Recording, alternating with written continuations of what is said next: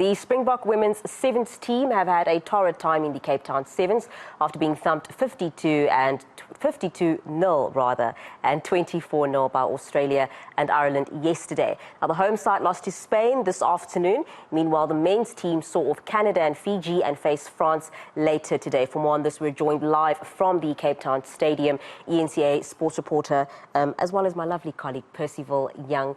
Percy, let's quickly start with the ladies. You know, as I've just mentioned, it has not been a great time for them. They've gone ahead and lost all three of their fixtures, the one today as well against Spain. They lost not as badly as the other two yesterday. It was 17-14. What do you make of that performance overall?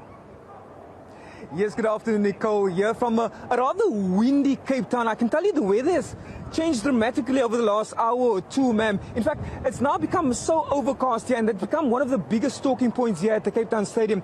But, Nicole, to answer your question, it was heartbreak in the dying moments of that match against Spain for the Springbok women's team. And Nadine Roos had to suffer a 17-14 defeat against Spain. Well, but after the match, we managed to speak to Nadine, and she was of the opinion, despite the three defeats, they've shown a lot of growth over the last 2 days. In fact, they are confident that they will just grow as a unit going forward into the different competitions they'll be playing. In fact, I had a conversation directly after the match with Nadine, and this is what she had to say after the match. Yeah, I think obviously it's quite disappointing, you know, losing against them. I think at the end of the day we were the better team.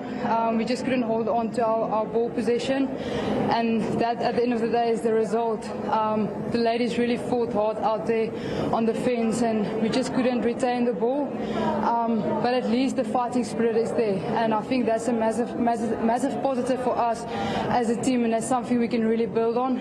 Our defense is something we are working on, and I think that was a much better effort from the ladies. So, Percy, of course, while the ladies have given their all, if we look at the men's team, the result on their side has been the complete opposite, being that, of course, they have a lot to celebrate. They've been winning their matches. They also have their fixture this afternoon against France. Before we speak about that fixture, which is at 5 p.m., can you speak to me about the performances that you have seen from the men? Well, they started off the campaign against Canada last night. A win over Canada, starting the campaign on a winning note, but not the most convincing performance. But I think that victory over Fiji earlier today, that was a catalyst for the Blitzboks, because they showed class, they showed grit and guts against that Fijian side. And many believe here that performance against Fiji was possibly a performance they can put up in a possible final. But now they have to face France in that final Group A match. Many here believe the Blitzboks are showing form after their great performance in the desert last week in Dubai, beating Ireland in the final. Sandile Ngobo, the new coach of the Blitzboks, he believes they are still building and trying to create a new unit, that is the Blitzboks, after taking over the reins from the experienced Neil Powell. But they'll have to show what they are capable of, because the Blitzboks has last won a tournament here at the Cape Town Stadium back in 2015, and they've been struggling of late here at this very venue.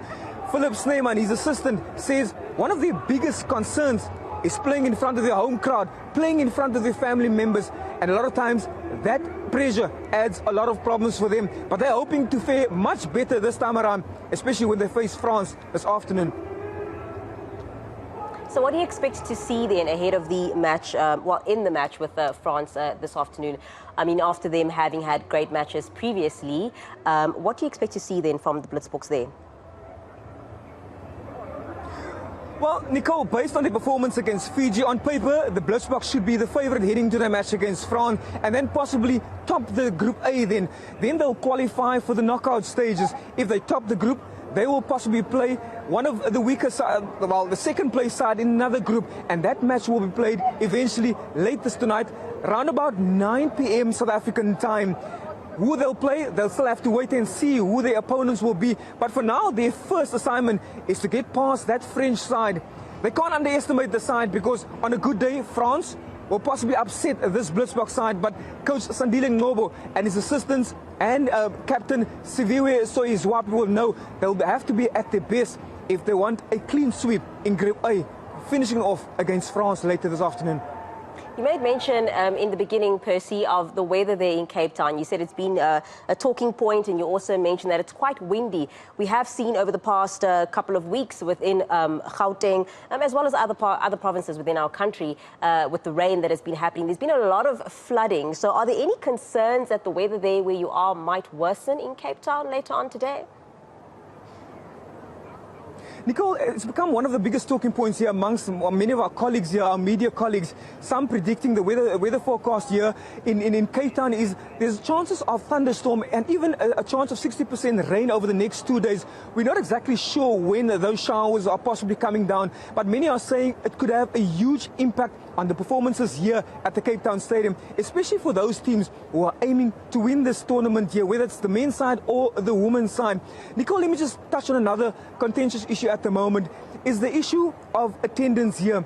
The attendance over the last 2 days has been, let me put it bluntly, it's been rather disappointing. Yesterday we had close to 10,000 fans attending day one, and today we had approximately plus minus 27,000 fans attending this match. Now, in the past, before the COVID pandemic, we had, on a second day, we had close to a capacity crowd, 55,000 fans attending this venue.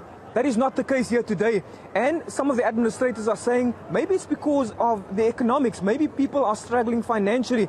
Maybe it's because of the concerns that many of the South Africans, many of the fans were raising during the Sevens Rugby World Cup that was held at this very venue in September this year.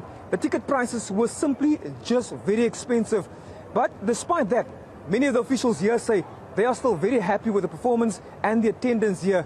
Well, we'll have to ask those questions at the end of day 3 and ask them if this is the way forward. Are they happy with the attendance and possibly the ticket prices that many of these South Africans have to fork up here? I think the point that you mentioned of some of the officials being quite happy with what they've seen so far and also happy with the attendance. You said 10,000 yesterday as well as 27,000 pitching up today. It might not be the full capacity and what they are used to, but it is definitely bigger numbers than what we sometimes see at football grounds. One of the things I would be interested to know, Percy, when you do catch up with the administrators again, is now that we are where we are, and I do agree with you, I do think that COVID-19 has had a huge impact on their attendance as well. I mean, many people have lost their jobs. What is their plan for going forward, if you could ask them that, in terms of what they are planning to do to ensure that they still get bums in seats at their stadiums? It would be great to hear that from you later. Very quickly, before you go, you spoke about new coach Sandile Ngcobo. What do you make of his performance thus far, and what do you think we can see coming out of him in the future? Well, Sandile Ngcobo is a man who's been with the system for quite a long time. He's been a player, and now he's in that hot seat as the coach. They are trying to build a new system. They had to take off the baton from a very experienced campaigner in Neil Powell, a man who's been in the seat for more than a decade, but he's handed over this baton, and even Neil Powell says he's handing over this team in capable hands in Sandile Ngcobo. But obviously he'll need some time to groom this new team. He's got a few new players in the squad, a few experienced campaigners. I can even tell you some of the coaches who are currently busy with the women's team, the likes of the legendary Blitzblock, Sissel Africa, working with the women's team. He will also probably throw his weight around and add value to the men's side as well. But Sandile Ngcobo will need some time to develop, to grow in this position, and hopefully we'll see some quality results going forward for this Blitzblock side. Thank you so much for that. We're going to have to leave it there for now. That's my colleague in eNCA sports reporter Percivale Young, joining us from the mother city and catching us up on the Cape Town Sevens. We'll have